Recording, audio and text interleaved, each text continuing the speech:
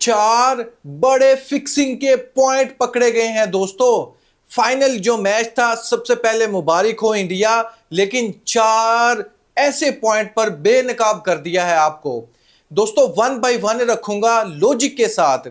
आप जानते हैं कि जैसे ही टीम इंडिया बैटिंग करने आती है, पावर प्ले खत्म होता है, बोर्ड पर रन कितने होते हैं? 92। 92 रन 6 ओवर में पड़ते हैं। लेकिन आपने देखा न्यूजीलैंड के बॉलर्स की तरफ से एक भी यार्कर करवाया गया हो? आप मुझे बताएं, 6 ओवर गुजर जाते हैं, पता है एक बाल छक्का, दूसरी बाल छक्का, तीसरी बाल छक्का, छक्के पे छक्का पड़ रहा है, लेकिन न्यूजीलैंड के बॉलर्स की तरफ से भी एक भी यॉर्कर नहीं करवाया गया।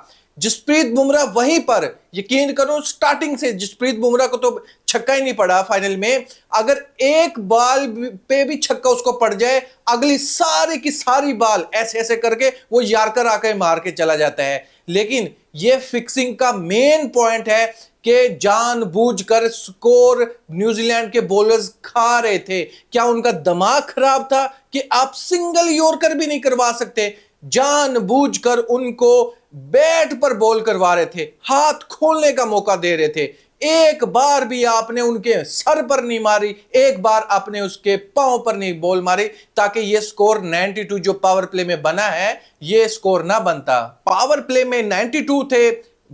15 ओवर गुजरने के बाद टीम इंडिया का स्कोर बोर्ड पर था 200। 6 से 16 ओवर के दरमियान टीम इंडिया स्कोर बनाती है 117। 6 ओवर में 92, 10 ओवरों में 117, एंड के 4 ओवरों में 52 रन। देखें टीम इंडिया जो स्कोर बोर्ड पर लगाती है, 186 जो रन्स पड़े थे सिर्फ बाउंड्री से आए थे, इसमें no single double score count हो रहा है, सिर्फ 186 रन सिर्फ छक्के और चौके की मदद से आए थे। लेकिन दूसरी तरफ न्यूजीलैंड की तरफ देखें, पावर प्ले में जसप्रीत बुमराह हो, अर्शदीप सिंह हो, आते ही अटैक ही यॉर्कर से किया गया। आप देखें, गेम अवेयरनेस चेक करें या आप फिक्सिंग का कोई पॉइंट ढूंढे, ये आपको क्लियरली तौर पर बताया जा रहा है कि एक टीम यॉर्कर करवा रही है, एक टीम यॉर्कर नहीं करवा रही, जानबूझकर स्कोर बढ़वा रही है। अब दूसरा लॉजिक पेश किया जाता है जी कि उसी पिच पर तो न्यूजीलैंड खेली है, उसी पिच पर टीम इंडिया खेली है। कोई डंडे उखाड़ कर टीम इंडिया के लिए कोई स्पेशल दूसरी पिच ड्यूरिंग द मैच नहीं बना दी गई थी, सेम पिच थी। ये लॉजिकल, यकीन करो, ये सिर्फ बात से कहने में अच्छा लगता है, ये इसको डिनाई किया जा सकता है इस वजह से कि आप मुझे बताएं, टीम इंडिया उन पैदा ही उस पिच पर हुए हैं और दूसरी न्यूजीलैंड टीम जो इतना लॉन्ग डिस्टेंस कवर करके आ रही है, उनके पास चंद मैचेस होते हैं ऐसी कंडीशन पर खेलने पर। मिसाल के तौर पर अगर एक क्लब क्रिकेटर को एक ऐसी पिच दे दी जाए कि आपने यहीं पर प्रैक्टिस करनी है, आपको 100 मैच सेम पिच पर खिलवाते हैं। दूसरी तरफ दूसरा कोई बच्चा हो, उसको दे दी जाए ऐसी पिच, सेम पिच जिसको 100 मैच खेले हैं जिसने, दूसरे वाले ने वहां पर उसने 2 3 हद मारी 5 मैच खेल लिए। आप मुझे बताएं ज्यादा स्किल किसके पास होगा? जिसने सेम पिच पर 100 मैच खेलिए उसके पास ज्यादा स्किल होगा, क्योंकि वो उसमें माहिर हो चुका है। अपनी कंडीशन जो उनको दी गई है वो समझ बूझ कर वो खेल रहे हैं, कैसे पिच का यूज करना है वो उनके माइंड में है। लेकिन जिसने 3-4 मैच खेले उनको तो पता ही नहीं है। तो फिर ये जो लॉजिक पेश किया जाता है ना कि न्यूजीलैंड के लिए भी वही पिच थी, टीम इंडिया के लिए भी वही पिच थी, तो ये तो मैटर ही नहीं करता। टीम इंडिया एक्सपर्ट है उस पिच पर खेलने के लिए, लेकिन न्यूजीलैंड वाले एक्सपर्ट नहीं है ऐसी पिचेस पर खेलने के लिए। उनको ऐसी पिचेस चाहिए जिसको बॉलर्स को भी फायदा पहुंचे, बैट्समैन को भी फायदा पहुंचे। लेकिन ये एक प्लान था, जो फिक्सिंग का जो दूसरा बड़ा पॉइंट है, ये एक प्लान था कि टीम इंडिया जिसमें माहिर है, जो उसकी ताकत है, उसकी ताकत को मजीद बढ़ा दिया जाए, और जो दूसरी टीम जिसकी कमजोरी है उसकी कमजोरी को तो दफन ही कर दिया जाए, उनको इतनी सी भी फेवर ना दी जाए। तीसरा जो बड़ा पॉइंट है दोस्तों वो ये है कि आप जानते हैं जब भी आईसीसी कोई शेड्यूल रिलीज करता है, स्पेशली वो पूछा जाता है टीम इंडिया से, बीसीसीआई से, हाँ भाई आपके यहां यहां मैचेस करवाने हैं, क्या ये आपके लिए सही है? आपको यहां की कंडीशन सूट करती है या नहीं करती? यहां पर स्पेशली जब शेड्यूल बनाया गया तब बीसीसीआई से पूछा गया।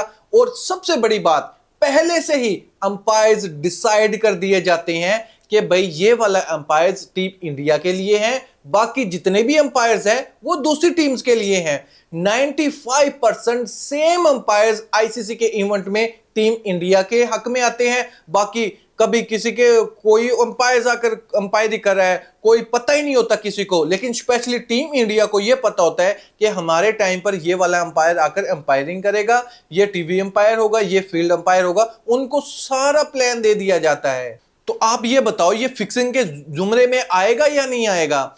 देखें, अंपायर्स उनके हक में फैसला देते हैं, कंडीशन उनके हक में फैसला होता है उनका, क्योंकि वो ज्यादा मैचेस खेले हैं, उनको ज्यादा स्किल है, इस हवाले से एक्सपर्ट हो चुके हैं सेम कंडीशन में खेल खेलकर।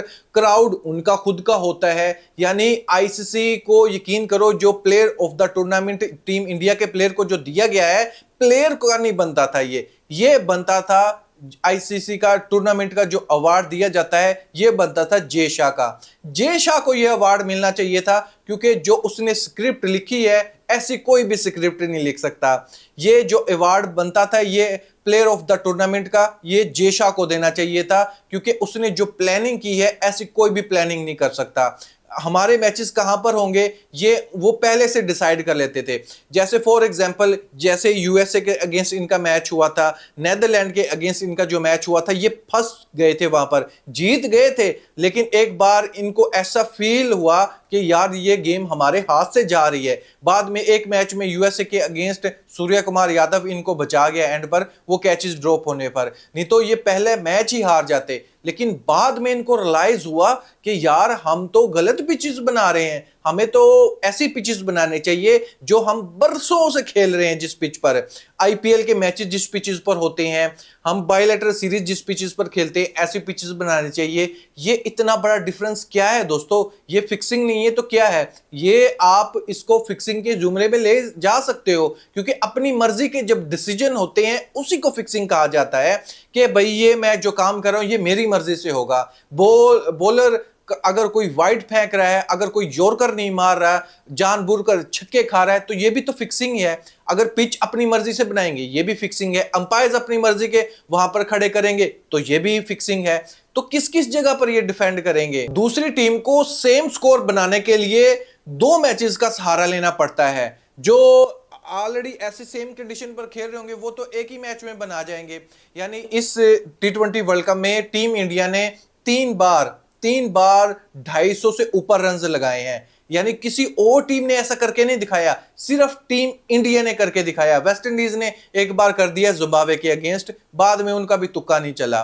तो आप यहां से अंदाजा लगाएं टीम इंडिया ने ऐसा क्या किया हुआ था कि जिस वजह से वो 250 से ऊपर रन लगा के, क्योंकि उनको पता था ऐसी पिचेस पर कितना बड़ा टोटल लग सकता है, कितना ज्यादा प्रेशर बन सकता है अगर हम ज्यादा बोर्ड पर रन लगा देंगे। क्योंकि हम तो यहां पर खेले हैं, हमें तो पता है बॉल यहां पर कैसे आती है बल्ले पर। इनको हर एक चीज का पता था, इनको पहले से पता था कि हमारे किस पिच पर कैसे मैचेस होने वाले हैं। तो उस हिसाब से ये ट्रेनिंग करके आते थे, उस हिसाब से ये बॉलिंग का जो रद्दोबदल करते थे, उस हिसाब से ये बॉलिंग करवाते थे। आप मुझे बताओ, कभी भी बहुत कम हुआ ऐसा कि पावर प्ले में ज्यादा यार्कर देखने को मिले। लेकिन आप बोर्ड पर रन है 255, लेकिन जसप्रीत बुमराह बॉलिंग करवाने आए, अर्शदीप बॉलिंग करवाने आए, यॉर्कर पर यॉर्कर। जसप्रीत बुमराह को जितने भी विकेट्स मिली है, आप गौर से जाकर देखो हाइलाइट्स में, वो यॉर्कर से मिली है। जसप्रीत बुमराह ने जितनी भी डॉट्स बॉल करवाई हैं,